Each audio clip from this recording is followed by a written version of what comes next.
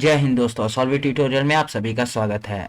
आज हम बात करने जा रहे हैं सेमेस्टर फर्स्ट के 10th वीडियो की, जो कि रिलेटेड है किससे, 9th वीडियो से। उससे पहले आप लोगों से रिक्वेस्ट है, मेरे चैनल को लाइक करें, सब्सक्राइब करें और साथ ही बेल आइकन का बटन दबाना ना भूलिएगा, ताकि लेटेस्ट अपडेट आपके तक टाइमली पहुंचती रहे। तो चलिए शुरू करते हैं आज का हमारा ये वीडियो। आज का जो हमारा टॉपिक है वो 9th वीडियो के टॉपिक के बराबर एकदम सेम है, बराबर कर सकते हैं, इसे सेम है।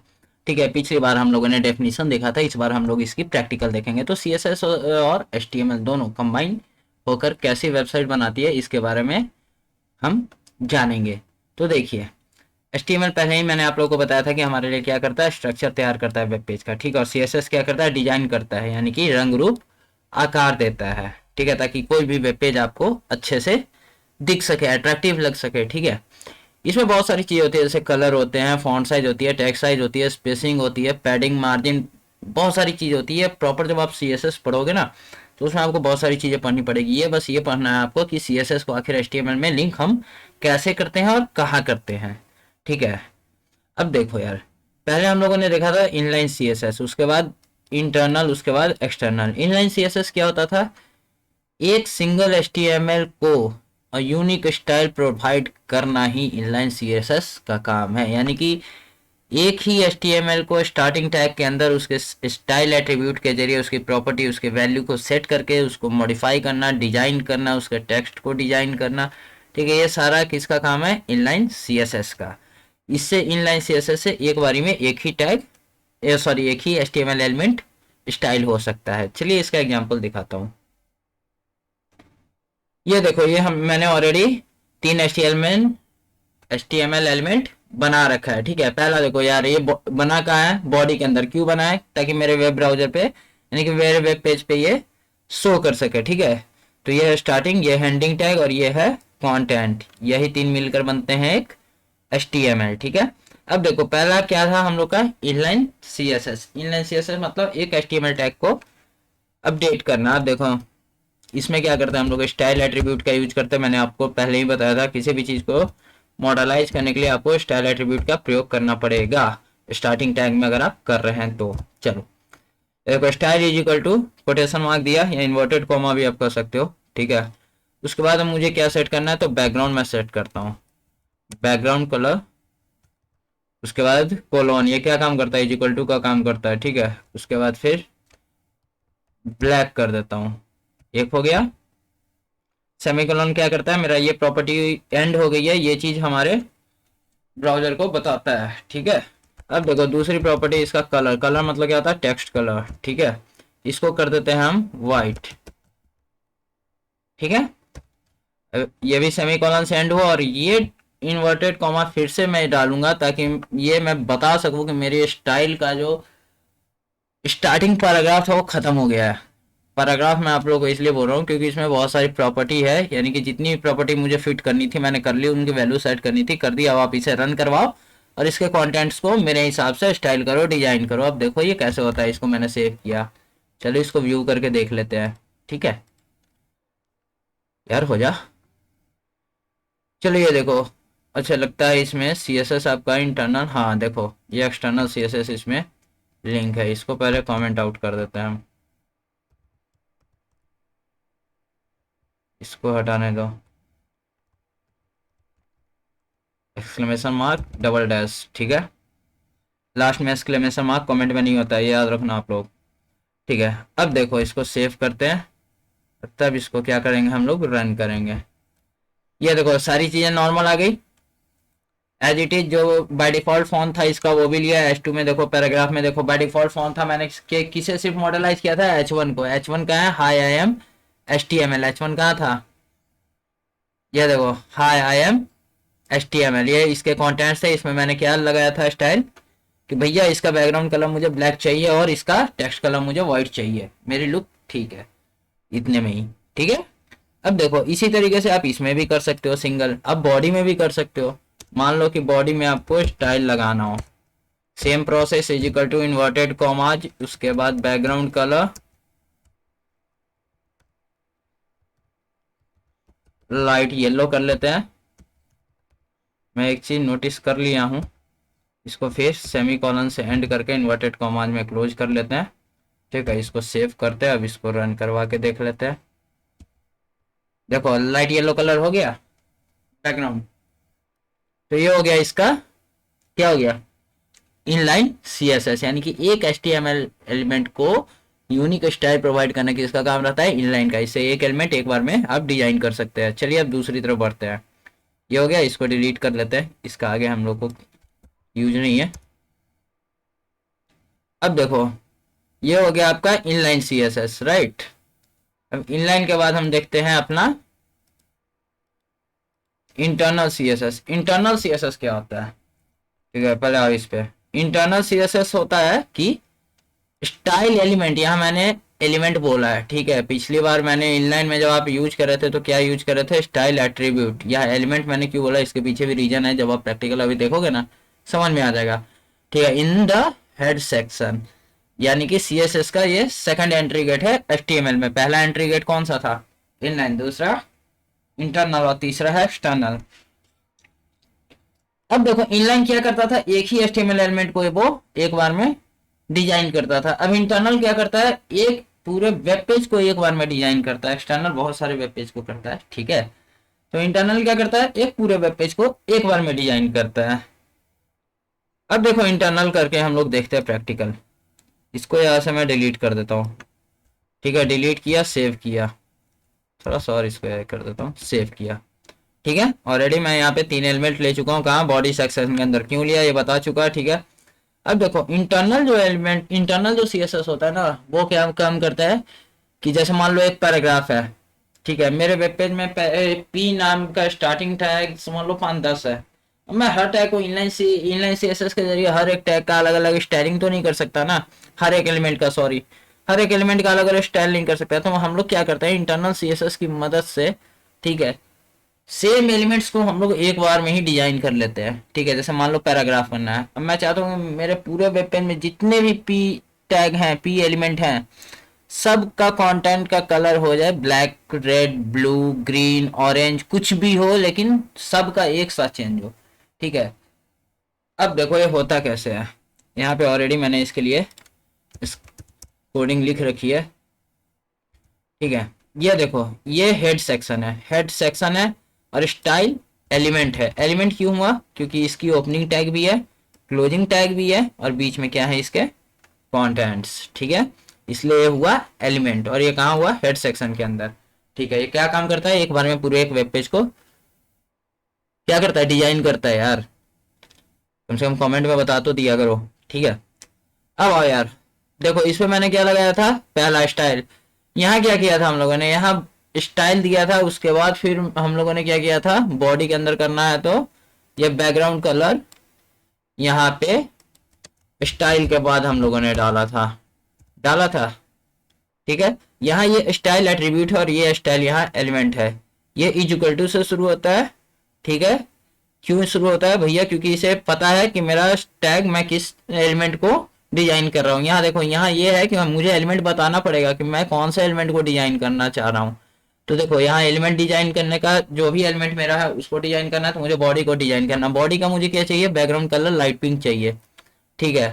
तब यहाँ जो हम लोग इन्वर्टेड कॉमा में करते थे स्टार्ट, ठीक है, यह क्या करेंगे, करली ब्रैकेट से स्टार्ट करेंगे। बाकी सारी चीजें सेम है, कॉलन भी सेम है, एंड जो होगा हमारी प्रॉपर्टी वैल्यू के बाद वो होगी सेमी कॉलन से, ये भी सेम है, ठीक है।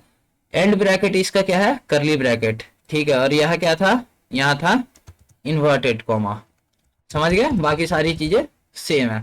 अब चलिए इसे उसी तरीके से मैंने क्या किया, बॉडी का तो कलर दे दिया मैंने, ठीक है। अब H1 मेरे, मान लो कि मेरे में अभी ये एक H1 है, राइट। यार ये सारे पिछले सेशंस के हैं प्रैक्टिकल, ठीक है। मान लो कि मेरे H1 एक एलिमेंट है, ठीक है। बेसिकली एक ही होता है H1 का। मैं क्या चाहता हूँ, कलर ब्लू हो जाए, बैकग्राउंड कलर लाइट येलो हो जाए, ठीक है। और P का मैं चाहता हूँ कि कलर, टेक्स्ट कलर रेड हो जाए, फॉन्ट साइज क्या हो जाए, 30 पिक्सल हो जाए। और S2 का क्या चाहता हूँ, फॉन्ट साइज 50 पिक्सल हो जाए। यानी कि मैं चाहता हूँ कि S2 का 50 पिक्सल हो जाए, यानी कि H1 से बड़ा हो जाए। H1 का 32 होता है बाय डिफॉल्ट, ठीक है। P का क्या हो जाए, मेरा 30 पिक्सल हो जाए, और H1 एज इट इज उसका सब वैसे ही रहे, फॉन्ट साइज ना बढ़ाए, बस क्या करे, उसका कलर, टेक्स्ट कलर ब्लू कर दे, बैकग्राउंड उसका लाइट येलो कर दे, ठीक है। इन सारे जितने भी एलिमेंट्स हम लोग देंगे, ठीक है, उन्हें स्टार्ट कहाँ से करेंगे, उनकी प्रॉपर्टी लिखना करली ब्रैकेट से, और एंड कहाँ पे करेंगे, करली ब्रैकेट पे। बीच में हमारी सारी प्रॉपर्टी और वैल्यू रहेगी, और हर एक प्रॉपर्टी वैल्यू के बाद एंड किससे होगी, सेमीकोलन से। ठीक है, चलिए अब आगे बढ़ते हैं इसमें। ये हो गया हमारा, अब इसे रन करवा के देखते हैं। देखो सारी चीजें चेंज हो गई ऑटोमेटिक। हाँ, ये क्या किया, हेड सेक्शन में गया, स्टाइल करके पूरे पेज का एक ही बार में क्या किया, कलर बैकग्राउंड कलर चेंज किया। ठीक है, उसके बाद यहाँ पे देखो H1 में भी आप इसने बैकग्राउंड कलर लगा रखा था। H1 में बैकग्राउंड कलर लाइट येलो और कलर था ब्लू। देखो यहाँ H1 में बैकग्राउंड कलर लाइट येलो आ गया और कलर इसका ब्लू हो गया। इसमें हम लोगों ने क्या किया था, H2 की हेडिंग क्या कर रखी थी, बढ़ा रखी थी। कितनी बढ़ा रखी थी, 50 पिक्सल कर रखी थी शायद, हाँ 50 पिक्सल। देखो H1 की हेडिंग से भी बड़ी हो गई है, होगी ना।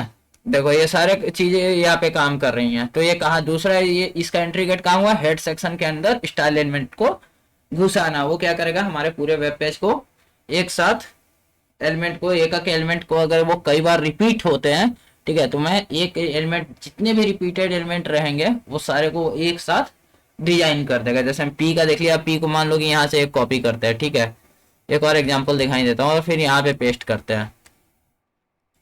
दिस इज, यहाँ लिख देते हैं सेकंड पैराग्राफ। ठीक है, इसको सेव करते हैं।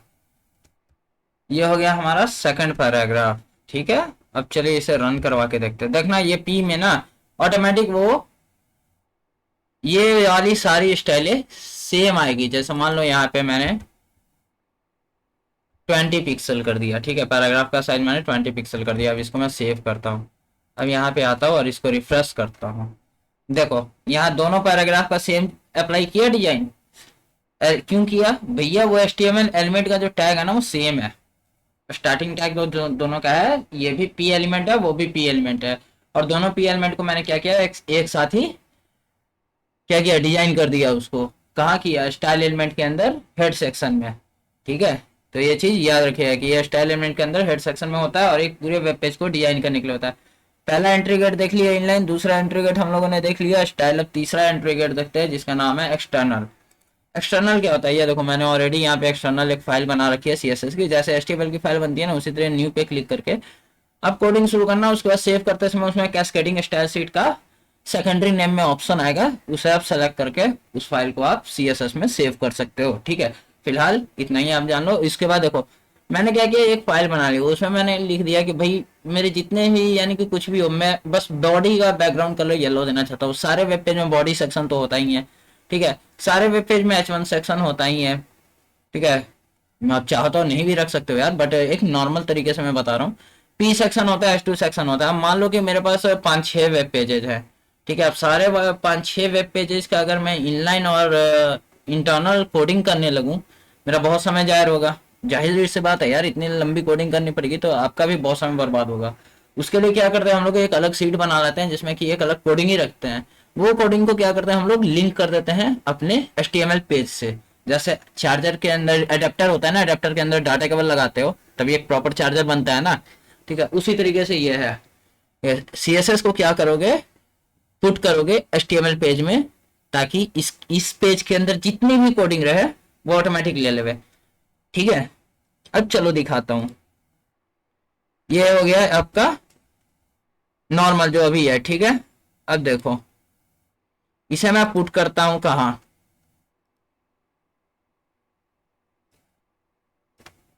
इसको यहां से कट कर देता हूं। अब इसको यहाँ पे पेस्ट कर देता हूं और इसको यहाँ पे एंड कर देता हूं। ठीक है, अब देखो मैंने यहाँ लिंक किया। लिए कहा कौन काम करता है, एक्सटर्नल को कनेक्ट करने का लिंक। ठीक है, लिंक मैंने लगाया यहाँ पे। उसके बाद रिलेटेड किससे है, स्टाइल शीट से रिलेटेड है। और ये HREF हाफ, ये क्या करता है, सोर्स जनरेट करता है कि मुझे कहाँ से वो चीज लेनी है। तो मैंने ये अपने मेन फाइल में ही सेव कर रखा है HTML टूट के नाम से।